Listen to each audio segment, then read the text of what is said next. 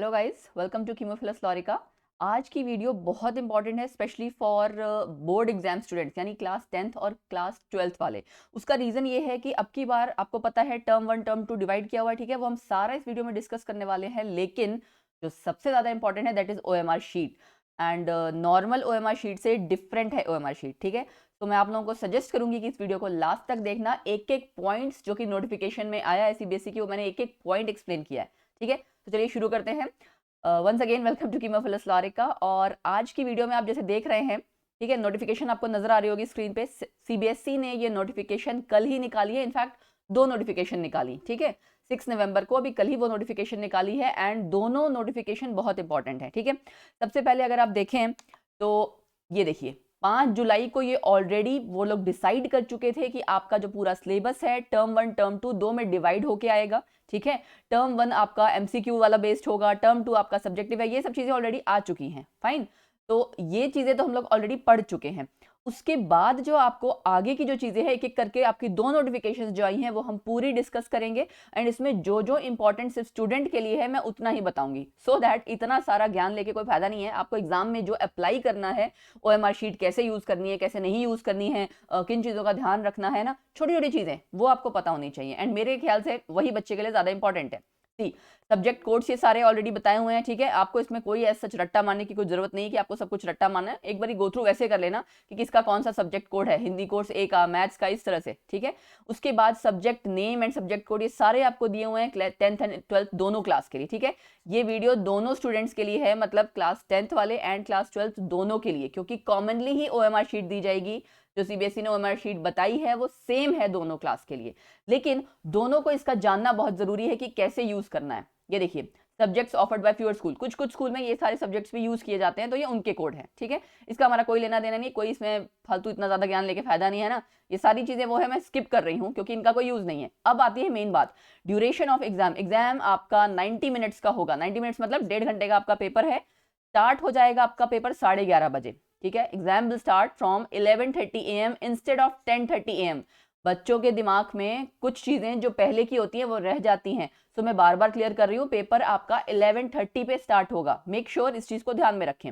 उसके अलावा reading time आपको एग्जाम के पहले दिया जाएगा, जो कि 20 मिनट का है इंस्टेड ऑफ 15 मिनट्स, ठीक है।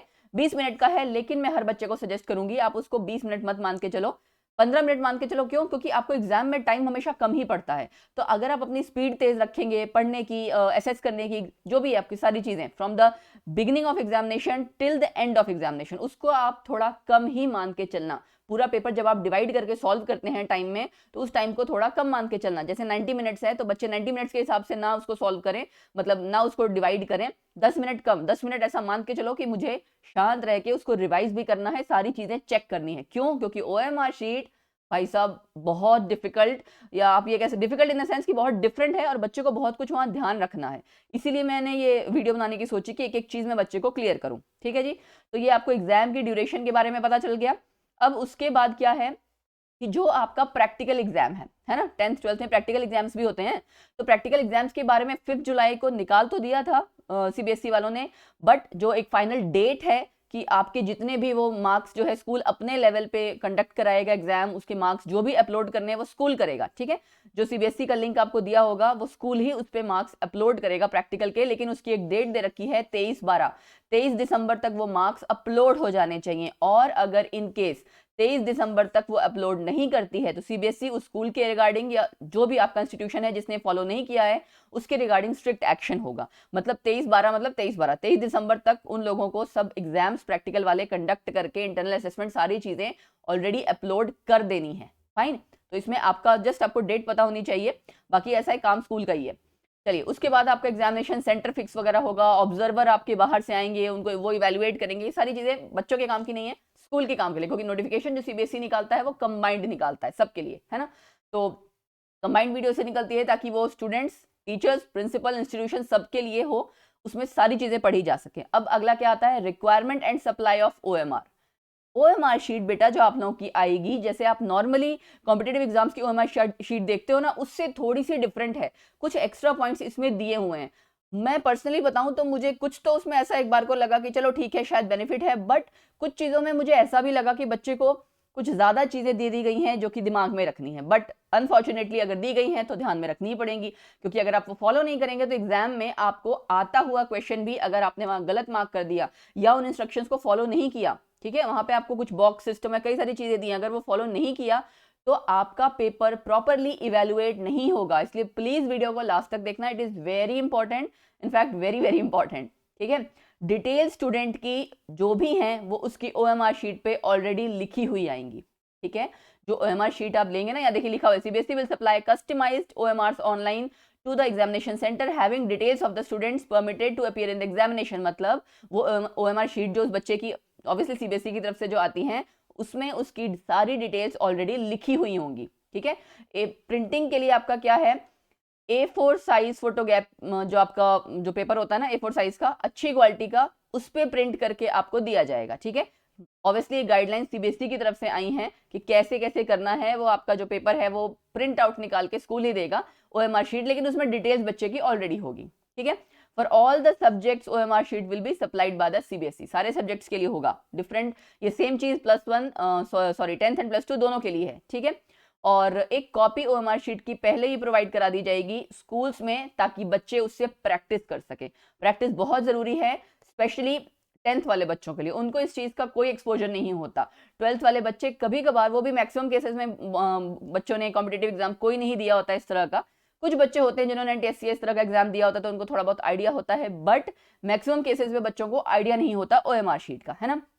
रफ वर्क के लिए बेटा आपको सेपरेट शीट दी जाएगी, तो don't worry at all, rough work के लिए आपको सेपरेट शीट दी जाएगी। आपने ओएमआर शीट पे कहीं काटा मीटी कुछ नहीं करना है ना, कुछ भी नहीं करना होता। कहीं गलती से आपका इंक ये वो बहुत से बच्चे ऐसा होता है कि पेन, अब तो चलो ठीक है पेन बॉल पॉइंट पेन है, जब आप बॉल पेन भी यूज करो तो देख लेना कि वो लीक ना करता हो, उसकी इंक भी आपकी लीक की हुई कहीं लगनी नहीं चाहिए, ठीक है ना। बाकी जो आपकी कोविड की गाइडलाइंस है वो सब तो फॉलो एंड ऑल होंगी ही। उसके अलावा जो आपके रोल नंबर्स हैं वो आपके अपलोड कर दिए जाएंगे 9 नवंबर, है ना, यानी 2 दिन बाद ही आपको ये रोल नंबर का भी पता लग जाएगा। 9 नवंबर को आपको अपने जो उसके रोल नंबर्स हैं हर एक बच्चे के, वो अपलोड कर दिए जाएंगे साइट पे, ठीक है। CBSE will also supply detailed guidelines for all functionaries by 9/11 यानी 9 नवंबर तक बाकी सारी गाइडलाइंस भी आ जाएंगी अगर कुछ एक्स्ट्रा होंगी तो, ठीक है जी। तो एक तो थी आपकी ये नोटिफिकेशन जिसमें बहुत कुछ बताया हुआ था। अब बात आती है दूसरी नोटिफिकेशन जो सीबीएसई ने कल ही रिलीज की है, वो है about demystifying OMR to be used in term 1 examinations, ठीक है। रिगार्डिंग, कहने का मतलब ये है, सब्जेक्ट जो इस नोटिफिकेशन का दिया हुआ था कि जो ओएमआर शीट है उसका पूरा रहस्य खोल के रखना, कि ऐसा क्या है उस ओएमआर शीट में, क्या यूज करना है बच्चे को, उसमें कौन सा पेन यूज करना है, कैसे करना है, कहाँ सर्कल करना है, कुछ नहीं करना। तो एक एक चीज, उसके लिए काफी सारे पॉइंट्स हैं, 10-12 पॉइंट्स हैं, वो एक एक पॉइंट में आपको क्लियर करूंगी, ठीक है।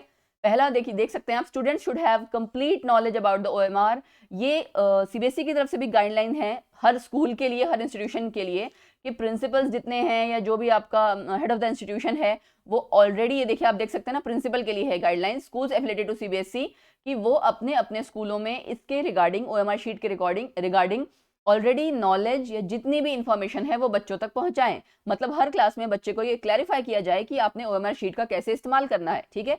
वही चीज मैं यहाँ पे भी बता रही हूँ कि इन केस अगर किसी बच्चे को ना समझ में आए, रह जाए। सी, बहुत सारे पॉइंट्स है ना, चलो हम शुरू करते हैं। पहला पॉइंट है, a sample copy of OMR is enclosed with this letter. एक ओएमआर की कॉपी आपको नजर आ जाएगी, मैं आपको दिखा देती हूँ। सी, ये है आपकी एक ओएमआर की कॉपी, इसको हम पूरे ओएमआर कॉपी को डिटेल में पढ़ेंगे, एक एक चीज कहाँ क्या लिखा हुआ है, ठीक है। चलिए दोबारा से पॉइंट्स देख लेते हैं।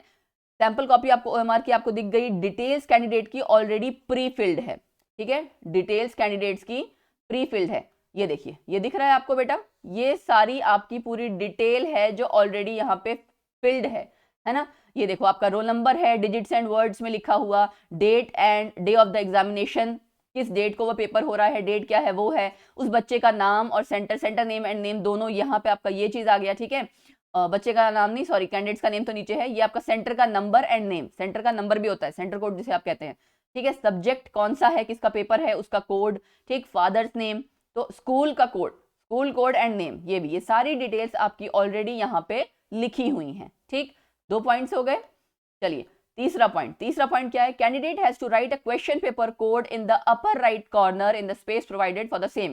क्वेश्चन पेपर कोड कैंडिडेट को लिखना है उस टाइम पे। क्वेश्चन पेपर कोड आपका will be written on the question paper. Question paper पे आपको क्वेश्चन पेपर कोड मिल जाएगा। लिखना कहाँ है, लिखना यहाँ है, ये देखिए क्वेश्चन पेपर कोड, यहाँ आपको क्वेश्चन पेपर कोड लिखना है। बहुत ध्यान से, बच्चे जल्दबाजी में लिखना शुरू कर देते हैं। पहले आप देख लेना कितने डिजिट है, क्या है, उसके हिसाब से यहाँ फिल करेंगे। जितने डिजिट का होगा वैसे उतनी ही स्पेस दी जाती है, एक्स्ट्रा नहीं दिया जाता, ठीक है, लेकिन आपको ध्यान से लिखना है।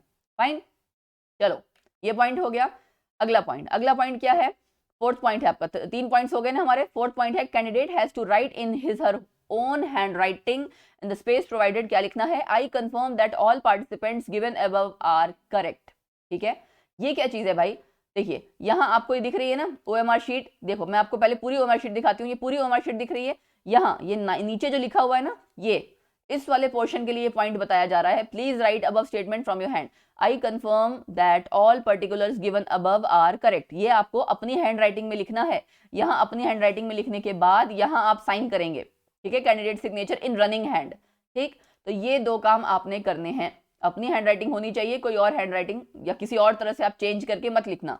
फिर है आपका 4 पॉइंट हो गया। 5th point, only blue black ball point pen should be used. And एक चीज और ध्यान रखना जो कोई नहीं बताता है, कि पेन आपका लीक ना कर रहा हो। ठीक है, ये देखिए यहाँ ऊपर भी ऑलरेडी लिखा हुआ था, only blue black ball point pen should be used. ठीक है ना, ब्लू या black ball point pen use होना चाहिए, इम्प्रिंट उसका सही आता है ना, इसलिए। Use of pencil is strictly prohibited. Pencil आपने नहीं इस्तेमाल करनी है, बिल्कुल भी इस्तेमाल नहीं करनी है पेंसिल। ठीक है, पेपर में आपके following are the important features of the OMR, की आपका जो स्पेस दी होगी वो 60 क्वेश्चन की दी होगी। देखो बेटा, पेपर में आपका हो सकता है 45 क्वेश्चन आए, 50 आए, जो भी हैं, ठीक है ना, अलग अलग चीज कई, क्योंकि आपका कंबाइंड ओएमआर शीट बनी होती है। आपने आंसर करने के लिए 60 क्वेश्चन की ओएमआर शीट बनी हुई है। ठीक है, there is a space for answering 60 questions in an OMR irrespective of total questions given in the question paper. मतलब आपके क्वेश्चन पेपर में कितने क्वेश्चन है उसके रिगार्डिंग नहीं है वो आंसर शीट, ओएमआर शीट। उसमें 60 क्वेश्चन के लिए 60 क्वेश्चंस के लिए अलग अलग सर्कल्स वाली जगह दी होगी। ठीक है, लेकिन आपको सिर्फ आंसर जिस जिस क्वेश्चन का करना है उसके आगे ही करना है। मतलब जब भी आपने आंसर करना है, this should be only in serial manner. मतलब आप 1 2 3 4 लगातार मैनर में ही करोगे। क्वेश्चन नंबर 1 का आंसर करना है तो 1 में ही करना है, 2 का आंसर करना है तो 2 में करना है। Answers given after the maximum question number will not be evaluated. ठीक है, मतलब ये कि सपोज करो 45 क्वेश्चन हैं आपके किसी क्वेश्चन पेपर में, कैंडिडेट को आप सपोज कीजिए आपने क्वेश्चन नंबर 46 को ओएमआर शीट में चेंज कर दिया। देखिए मैं दिखाती हूँ कैसे। ठीक है, ये देख लो, ये आप देख सकते हो ना, 1 से लेके यहाँ 60 तक का सारा दिया हुआ है। आप लगातार जब 30 हो गया, 30 उसके बाद सपोज कीजिए यहाँ आप देख सकते हैं 46 से शुरू हो रहा है ना, ये 46 है। तो इसका मतलब जो ये वाली रो है, 3rd रो, यहाँ तक आपका ये 45 तक क्वेश्चन आ रहा है। तो अगला ऐसा कोई बच्चा ऐसा ना करे कि यहाँ कट करके इसको 45 लिख दे, नहीं, ये नहीं चलेगा, ये आपका इवेलुएट नहीं होगा। ये 45 मतलब 45 आपको 1 2 3 4 ये लाइन से दिख रखा है ना, 1 2 3 4 ये लाइन से, तो आपने क्वेश्चन नंबर के अकॉर्डिंग उसके आगे ही आंसर करना है। 45 का मतलब 45 क्वेश्चंस के लिए उसके अकॉर्डिंग ही आंसर करना है। नंबर में आपको कंफ्यूज नहीं होना है। दोबारा देख लेते हैं, ये देखिए यहाँ लिखा है क्वेश्चन नंबर, ठीक है ना, ये आपका क्वेश्चन नंबर है। और उसके अलावा एक तो ये सर्कल दिया हुआ है, सर्कल में दिया हुआ चीज, इससे कंफ्यूज नहीं होना।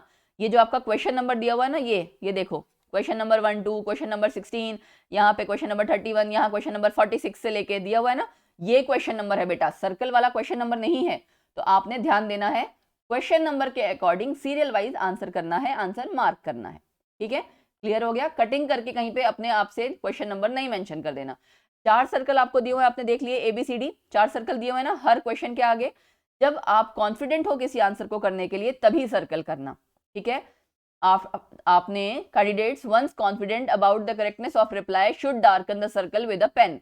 पेन से आपने उस सर्कल को, उस आंसर को जो जहां भी आपको लगता है वो सर्कल करना है। सर्कल भी कैसे करना है, ये देखो, पूरा अच्छे तरह से सर्कल होना चाहिए, कांटा वाटा ये सब कुछ नहीं लगा होना चाहिए। ठीक है, ये आपने टिक वगैरह नहीं करना। सर्कल करने का सही तरीका क्या है ये, ठीक है, ये आपका सही तरीका है। पूरा अच्छे से आपने वो सर्कल इस तरह से फिल करना है ताकि वो कंप्यूटर जो आपका वो आंसर पिक करे, मतलब सर्कल पिक करे, जो आपका वो जहां आपने शेड कलर किया हुआ है वो अच्छे से पिक कर ले। ये कोई भी तरीका नहीं होना चाहिए क्रॉस या आधा, ये इस तरह से कुछ भी नहीं, ये सारा गलत, ये रॉन्ग मेथड दिया हुआ है, ये करेक्ट मेथड दिया हुआ है। तो आपने करेक्ट मेथड फॉलो करना है। ओएमआर शीट जब आपको आएगी तो ये ऊपर दिया होगा, ठीक है, फिर भी मैं आपको बता दे रही हूँ कि कैसे करना है। सिर्फ एक ही सर्कल को आपने डार्क करना है जो आपको लगता है कि करेक्ट आंसर है, उसके अलावा नहीं करना। ये 4 सर्कल्स दिए हुए ना, 4 सर्कल्स फॉर रिस्पॉन्स, देख सकते हैं आप 4 सर्कल दिए हुए हैं रिस्पॉन्स करने के लिए, और उसके बाद ये बॉक्स दिया हुआ है, ठीक है। बॉक्स के बाद एक और नंबर दिया हुआ है, सेम क्वेश्चन नंबर के अकॉर्डिंग ही लिखा हुआ होगा आपको 1, और बाद में सर्कल होगा। अब इसका क्या मतलब है, इसका भी हम पॉइंट्स देख लेते हैं। सबके पॉइंट्स दिए हुए हैं अलग अलग। ये देखिए, after the 4 circles are over a box is given, ठीक है। बॉक्स में क्या करना है आपने, candidate have to write the correct option in this box. मतलब जैसे आपने सपोज करो ए बी सी डी, ठीक है, ये 4 ऑप्शन थी ना, आपने ए को सर्कल कर दिया, ठीक है, पूरा भर दिया, ठीक है, रंग कर दिया, तो ये जो आगे डिब्बा है उसमें ए लिखना पड़ेगा, ठीक है। ये देखिए, ये जो आपने यहाँ पे सर्कल कर दिया, सपोज करो यहाँ बी पे सर्कल किया, तो यहाँ बॉक्स में आपको बी लिखना पड़ेगा, ठीक है। बॉक्स में भी आपको अपना आगे आंसर लिखना पड़ेगा, ये उसके लिए दिया हुआ है, फाइन। अब अगला पॉइंट क्या है इसमें ना, ये पॉइंट्स बेटा बहुत कंफ्यूजिंग से हैं, तो ध्यान से सुनना। पहले आपने क्वेश्चन देखा, आपको जो लगा आंसर है आपने कर दिया, उस पर सर्कल कर दिया, सर्कल करने के बाद बॉक्स में वो आपने ऑप्शन लिख दिया, ठीक है जी। उसके बाद क्या है, after the box again a circle is given ahead of box wherein the question number is also written inside the circle, जिसके बारे में बात करी थी ना कि क्वेश्चन नंबर इसके बाद आपका इस तरह से लिखा हुआ है, ठीक है। ये उसके बारे में कह रहा है कि वो लिखा हुआ है, this circle is to be darkened by the candidates if they have not attempted the question. अगर आपने कोई क्वेश्चन अटेम्प्ट नहीं किया है, जो क्वेश्चन आपने अटेम्प्ट नहीं किया है उस क्वेश्चन में आपने इसको डार्क कलर भरना है। सपोज कीजिए आपने लाइन से 1 2 जो भी क्वेश्चन किए थे, लाइन से सब किए, 16वां क्वेश्चन आपने नहीं किया, 16वां क्वेश्चन नहीं किया तो आपने इसको रंग भर देना है, ठीक है। ये आपका जो कलर किया हुआ आपका सर्कल वाला क्वेश्चन दिखा, ये शो करेगा कि आपने या बच्चे ने वो क्वेश्चन अटेम्प्ट नहीं किया है, ठीक है। ऐसे मत सोचना कि अंडरस्टूड है, अंडरस्टूड नहीं है, आपको कलर करना पड़ेगा उसको। फिर अगली चीज क्या आती है, candidates are advised that first of all they should mark the response by darkening the circle. मतलब आपने आंसर क्वेश्चन पढ़ा, आंसर आपने देखा, उसको सर्कल कर दिया, ठीक है। अगर आप फुली सेटिस्फाइड हैं तभी आप डिब्बे में वो बॉक्स में अपना नंबर लिखो, ये वाला। सपोज करो आपने क्वेश्चन पढ़ा, एबीसीडी में से आपने ए बी कर दिया, ठीक है। अभी ये बॉक्स खाली है, एबीसीडी में से आपने ए पे सर्कल कर दिया। अगर आप फुली सेटिस्फाइड है कि हाँ इसका आंसर ए ही होगा, तभी यहाँ पे बेटा ए लिखना। अगर आपको थोड़ा मोड़ा भी डाउट है तो दोबारा रीचेक कर लेना, ठीक है। ये बॉक्स बेसिकली आपका इस चीज के लिए है कि अगर इन केस बच्चा अपना आंसर चेंज करना चाहता है, if any candidate wishes to change the response the same should be written in the box. अगर सपोज करो आपको ए नहीं होगा, ए के बजाय आपने सी पे टिक कर दिया और आंसर यहाँ पे फिर सी लिख दिया, ए की जगह क्या करोगे, सी लिख दोगे, तभी ना। अगर एक बार आपने लिख दिया तो कटिंग हो जाएगी, कटिंग तो पॉसिबल नहीं है। इसीलिए कहा जा रहा है कि पहले आप क्वेश्चन पढ़िए, आंसर कीजिए, आंसर आपने सर्कल जो भी करना था एबीसीडी किया, उसके बाद अगर आप फुली सेटिस्फाइड है तब तो बॉक्स में लिखो, अगर आप फुली सेटिस्फाइड नहीं हो देन वेट, ठीक है। दोबारा क्वेश्चन पढ़ो, रीचेक कर लो, उस टाइम नहीं पढ़ना, बेशक बाद में रीचेक कर लेना, ठीक है। लेकिन ये जो बॉक्स वाला आंसर है ये आपका फाइनल आंसर माना जाएगा, ठीक है ना। इन केस सपोज करो आपने पूरा पेपर कर लिया, बॉक्स में आप बाद में लिख रहे हैं जैसे भी, तो बच्चे को लगा नहीं मेरा ए नहीं, मेरे को तो सी आंसर करना था, तो यहाँ पे आपने इस पे क्रॉस किया, सी के ऊपर टिक किया छोटा सा बिल्कुल, और यहाँ पे आपने बॉक्स में सी लिख दिया। और अगर गलती से भी बच्चा, सपोज करो ये चीज आपसे गलती से भी हो जाती है कि ए बी सी डी में से आपको आंसर करना था बी पे, आपने बी पे सर्कल कर दिया, लेकिन बॉक्स में आगे आपने गलती से सी लिख दिया, तो आपका फाइनल आंसर सी माना जाएगा, ठीक है ना। ये आगे देखिए पॉइंट लिखा हुआ है, even if a candidate is satisfied with darkening the circle this response has to be written in the box. मतलब बॉक्स में आंसर लिखना बहुत जरूरी है। Candidates have to reply both in a circle and in a box, ठीक। Circle भी करना है और उस डिब्बे के अंदर आपको एबीसीडी में से जो आंसर है वो लिखना ही लिखना है, ठीक। Reply written in the box will be treated as final. भाई ये बहुत इंपॉर्टेंट पॉइंट है कि आपका ये 8th पॉइंट, बॉक्स के अंदर लिखा हुआ रिप्लाई आपका फाइनल होगा, ठीक है। मैं आपको पहले बता चुकी हूँ बेटा, ये देखो आपने सपोज कीजिए यहाँ पे आपने क्वेश्चन पढ़ा, क्वेश्चन पढ़ के आपको जो लगा बी आपने आंसर कर दिया। अगर आप फुली सेटिस्फाइड हैं तो यहाँ पे भी बी लिखो, अगर आप फुली सेटिस्फाइड नहीं हो तो पहले मत लिखो, ठीक है।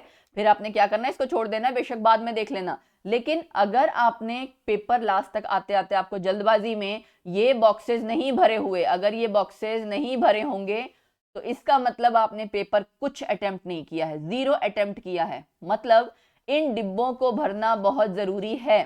आपने सर्कल भी करना है और यहाँ पे भी लिखना है, तभी आपका वो माना जाएगा कि क्वेश्चन पेपर में आपने वो क्वेश्चन अटेम्प्ट किए हैं। Got it. और बॉक्स में लिखे हुए वाले आपके आंसर फाइनल होंगे। तो मेक श्योर जो आप डिब्बे के अंदर ऑप्शन लिख रहे हैं बी सी डी, वो जो भी हो वो करेक्ट हो। ठीक है, इसलिए मैं बार बार इस पे फोकस कर रही हूँ, बार बार जोर दे रही हूँ कि बच्चा इस चीज पे ध्यान दे। अगला पॉइंट क्या है, if the box is empty and the response is marked in the circle, it will be considered that question paper has not been attempted by the candidate. मतलब अगर आपने सर्कल तो भर दिया लेकिन डिब्बे में कुछ नहीं लिखा है, तो मतलब आपका क्वेश्चन नहीं माना जाएगा कि आपने अटेम्प्ट किया है। ठीक है, उसकी कोई नंबर नहीं मिलेंगे आपको। तभी मैं कह रही हूँ चीजें ध्यान देना। If the response is given in a box and the circle is left blank, it will be considered that question has been attempted by the candidate. इसका उल्टा कि आप सर्कल करना भूल गए हैं लेकिन डिब्बे में लिख दिया है, तो उसका नंबर मिल जाएगा। ठीक है, तो कुल मिला के सारा जो एम्फेसिस है उस बॉक्स पे है कि उस बॉक्स के अंदर आपको अल्फाबेट लिखना ही लिखना है ना, और वो आपका फुल एंड फाइनल आंसर माना जाएगा। अगला पॉइंट क्या है, देखिए 10 तक कर लिया हमने।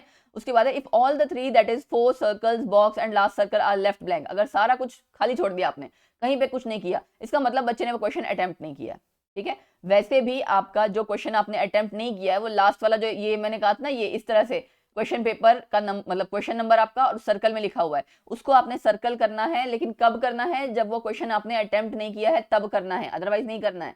ठीक है, वैसे तो बच्चे सारे क्वेश्चन पूरा पेपर अटेम्प्ट ही करते हैं, बट इन केस। आगे क्या है, स्कूल्स विल डाउनलोड द, ये आपके लिए नहीं है, स्कूल वाले बच्चों के लिए, स्कूल के लिए है कि स्कूल जो है ओएमआर शीट को एडवांस में डाउनलोड कर लेंगे, जो भी है गाइडलाइंस एंड ऑल, उसके बाद वो बच्चों को आगे फर्दर बता देंगे। तो ये स्कूल के पर्पज के लिए, आपके लिए नहीं है। ठीक है, तो मेन चीज आपने दोबारा से देख लेते हैं, ये डिटेल बेटा आपकी ऑलरेडी भरी हुई होगी। जो ओएमआर शीट आपकी आएगी वो डिटेल आप पहले चेक कर लो। कई बार बच्चे देखते ही नहीं है, बहुत बार, वैसे तो देखो सही आनी चाहिए, लेकिन बहुत बार अगर कोई इन एनी केस यहाँ मिस्टेक हो गई है, या सपोज करो गलती से आंसर शीट ओएमआर शीट आगे पीछे हो गई, किसी और बच्चे को देनी थी, आपकी कहीं और चली गई, तो ये आपने स्टार्टिंग में ही चेक कर लेना है कि आपकी जितनी डिटेल्स हैं वो सही है या नहीं है। यहाँ क्या लिखना है, क्वेश्चन पेपर कोड। ये क्या तरीका दिया हुआ है, ये तरीका दिया हुआ है आपका कि आपने सर्कल कैसे करना है। ये वाले तरीके गलत हैं, ये वाले तरीके सही हैं, तो आपने इसके हिसाब से सर्कल करना है। हर क्वेश्चन के 4 0 मतलब वो गोल गोल आपके 4 ऑप्शन दिए हुए हैं ABCD। पहले आपने क्वेश्चन पढ़ना है, क्वेश्चन जब आपने अच्छे से पढ़ लिया, आपको अगर आंसर श्योर है, आपने रंग दिया। ठीक है, वैसे तो बेटा जब श्योर हुआ करो ना तभी आंसर किया करो। आपने उस ऑप्शन को फिल कर दिया, सपोज मैंने सी फिल कर दिया। अब अगर आपको पक्का पता है कि सी है, तब तो बॉक्स में भी साथ के साथ लिख दो सी। अगर आपको थोड़ा सा भी डाउट है तो उसको थोड़ी देर के लिए उसको छोड़ दो, पहले बाकी पूरा पेपर कर लो, क्योंकि कभी कभी क्या होता है आप कंफ्यूज हो जाते हैं, एक साथ आप करेक्ट आंसर उस टाइम पे नहीं ध्यान आ रहा होता, लेकिन थोड़ी देर बाद जब आप रिलैक्स हो जाते हो, आपको अपने आप ध्यान आ जाता है, हाँ हाँ यही आंसर करेक्ट है ना। तो बॉक्स में लिखा हुआ आंसर आपका फाइनल माना जाएगा। तो बॉक्स में बड़ा सोच के लिखना है, अगर पहले कंफर्म हो तो साथ के साथ बॉक्स में लिख दो। ठीक है, वो बिल्कुल छोड़ना नहीं आपने, अगर कंफर्म नहीं है तो उसको छोड़ दो, बाद में लिखना। ठीक है, और उसके बाद बॉक्स के बाद भी आपका ये जो सर्कल में क्वेश्चन नंबर के साथ दिया हुआ है वो तब कलर करना है अगर आपने कोई क्वेश्चन अटेम्प्ट नहीं किया है, इफ नॉट अटेम्प्टेड। ठीक है, अगर आपने सपोज करो 5वां क्वेश्चन अटेम्प्ट नहीं किया, ठीक है, बिल्कुल कुछ नहीं किया, आपको आता नहीं है, आपने तब ये क्वेश्चन को, ये इसको सर्कल कर देना है। और बच्चे ना कंफ्यूज कर जाते हैं कहाँ पे सर्कल करना, कहाँ पे नहीं करना, तो ध्यान से देख के, जल्दबाजी नहीं करनी, रिलैक्स रहना है, क्योंकि अगर आपकी इतनी सी भी की हुई गलती है, आपका पेपर प्रॉपर इवेलुएट नहीं होगा, है ना। आपने कहीं गलती से कहीं और सर्कल कर दिया, कुछ और लिख दिया, या कई बार बच्चे सारा पेपर सॉल्व करते रह जाते हैं, इसमें कहीं कुछ मतलब सर्कल ही नहीं भरा होता या बॉक्स नहीं लिखा होता, वो बेटा आपका सॉल्व नहीं माना जाएगा, है ना। स्टार्टिंग से अपना टाइम डिवाइड करके चलो कि मुझे क्वेश्चन भी करना है, यहाँ लिखना भी है, और कोशिश किया करो कि साथ के साथ फिल करो, और ध्यान देते हुए, जैसे क्वेश्चन नंबर किया, बार बार चेक किया, अच्छा 2 के आगे मैं 2 के आगे साइन लिख रहा हूँ ना, कहीं और तो नहीं लिख रहा, क्योंकि क्या होता है बच्चा लास्ट में जल्दबाजी में, ये तो सारा ABCD का खेल है, एक भी ABCD ऊपर नीचे हुई, सारी लाइन से आपका पूरे आंसर सारे गलत, तो आपका जो क्वेश्चन आपने सही भी अटेम्प्ट किया उसके नंबर नहीं आएंगे, है ना। तो मेक श्योर कि ये सारी चीजें आप एग्जाम में बहुत केयरफुली करें। यहाँ पे आपको अपनी हैंड राइटिंग में लिखना है, यहाँ आपने साइन करना है अपना। ठीक है, तो आई होप आपको क्लियर हो गया होगा, मैंने डिटेल में बहुत अच्छे से बता दिया। ये OMR शीट नंबर है जो दिया हुआ है, ठीक है ना, ऊपर डिटेल्स आपकी सारी दी होती है OMR शीट, ये आपको एक बार स्कूल में अपने अपने स्कूल में दिखाई जाएगी। ठीक है, नीचे वाला जो है आपका, ये आपके लिए नहीं है, देख सकते हैं इन्विजिलेटर इवेलुएटर उन लोगों के लिए, आपके लिए नहीं है। फाइन, तो आई होप आपको ये सारी जितनी भी मैंने इन्फॉर्मेशन दी है, स्पेशली इस OMR शीट के बारे में, वो समझ में आ गई होगी। All the best my dear students, अच्छे से अटेम्प्ट करना, पैनिक नहीं करना है, अच्छे से मैंने ये चीज आपको समझा दी है। ठीक है, इसका लिंक आपका नोटिफिकेशन का डिस्क्रिप्शन बॉक्स में आपको मिल जाएगा। इन एनी केस बच्चे को दोबारा पढ़ना है, देखना है, ठीक है। और अगर किसी को अब भी कोई डाउट है तो आप मुझसे कमेंट सेक्शन में पूछ सकते हो कि मैम कहाँ क्या कैसे अटेम्प्ट करना है, बट मेक श्योर एग्जाम में गलत ना करो, ठीक है, बिकॉज आई वांट आप सब लोगों के बहुत अच्छे मार्क्स आए। एंड जितना आप मेहनत करते हैं तो उसका मतलब कई बार होता है ना, बच्चा घबरा के गलत सर्कल कर देता है, गलत कुछ कर देता है। मैं नहीं चाहती किसी के साथ भी ऐसा हो। सो मेक श्योर वीडियो बहुत अच्छे से केयरफुली देखना, समझना, एंड प्लीज इसे आगे शेयर करना, क्योंकि जो भी बच्चे 10th या 12th में अटेम्प्ट होने वाले हैं, पेपर देने वाले हैं, उनके लिए बहुत इंपॉर्टेंट है, बहुत इंपॉर्टेंट अपडेट है। नॉर्मल ओएमआर शीट से डिफरेंट है ये ओएमआर शीट, ठीक है। So God bless you, all the best. Comment section में मुझे जरूर बताना अगर कोई आपको कोई डाउट है, लाइक शेयर जरूर करना। Thank you so much and God bless you. Bye bye, take care.